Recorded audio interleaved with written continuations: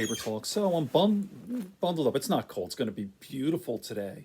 Um, it's only 8:30. What time is it? It's 9:17, but it's going to go up to 71, and it's going to be a perfect day here in the Catskills. Madeline and I are going to have a picnic. Okay, getting right into it. So I've been listening to a lot of older Joe Rogan podcasts and a lot of the MMA stuff. So back in April 2018, my favorite guy ever, George St. Pierre. I've been following this guy since the beginning, and I actually wrote down a couple of notes. When he beat Matt Serra, April 7th, 2007. Now, I had been following George before. I watched all the UFCs. And by the way, in 2006, I started training at Matt Serra's gym. And this is right after Matt won the Ultimate Fighter.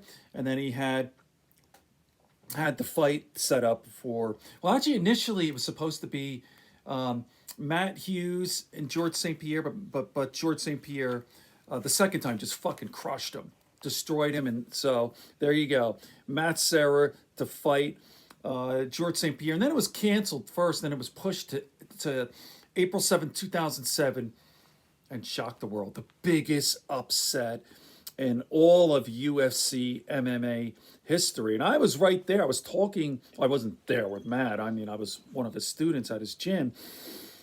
But, the build-up, and no one thought, well, people at our gym said, Matt, you knew how awesome Matt was, that he was going to beat St. Pierre. But what a night that was. But April 7, 2007, now, I was rooting for Matt because, Matt is Jim, and I love Matt, but I loved George. And even afterwards, I've been following his career so closely, even more than Matt. I don't see Matt or talk to him. Not that we were ever really that close, but I went to his gym.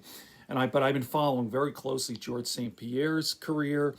When he came back with Michael Bisping, this is back in 2018. Incredible victory. And here you go. So let me do this. I'm going to just play a little clip. And you got to love George. He's the nicest, sweetest guy. He's a savage who could knock the snot out of you. But yet he's a good person. Now here he's talking about, did you know that George St. Pierre is a paleontologist, amateur, aficionado, and also the aliens? But let's watch this. So the circles. And then after I found out, you read a lot about that stuff, like the Sumerian text, the creation tablet, Zechariahization, and all that stuff. And I do too. I mean, I don't know if there is alien. I think there would be the life form. I don't know if it's intelligence. We don't have evidence for it. Right. And I think our ego, as human being, want us to believe that the alien came and interact with us. Yes. That's our ego.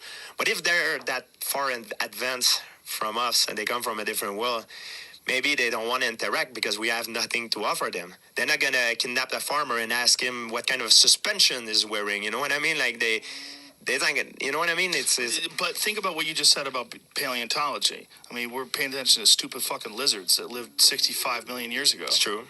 I mean, don't you think they would be That's curious of this weird monkey with nuclear weapons? Yeah, but we don't.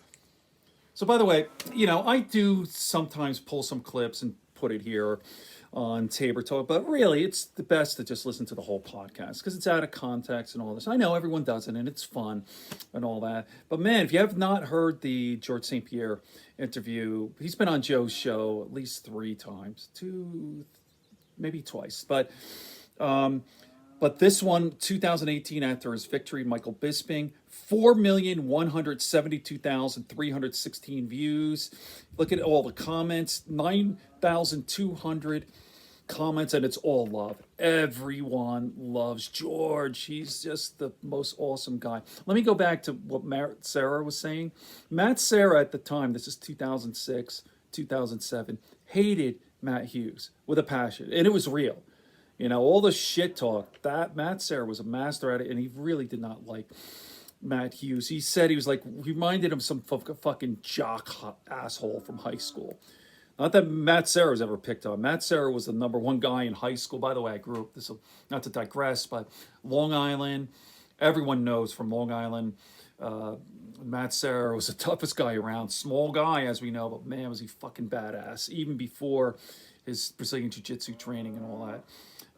I'll do some more videos on Matt. He's an amazing man. So anyway, we were talking about George. And he goes, man, he's such a good guy, and he spent a lot of time. He goes, George is like a big little kid. Like, you gotta love him. And he goes, but man, in the cage, he is a fucking savage, the best ever, and a gentleman who doesn't do steroids. Okay, I'm gonna wrap this up. I'm gonna hold up 2 books that you must read. MMA fans, the history of MMA. This is really the Bible. So here's the first one, and I read this back in 2007.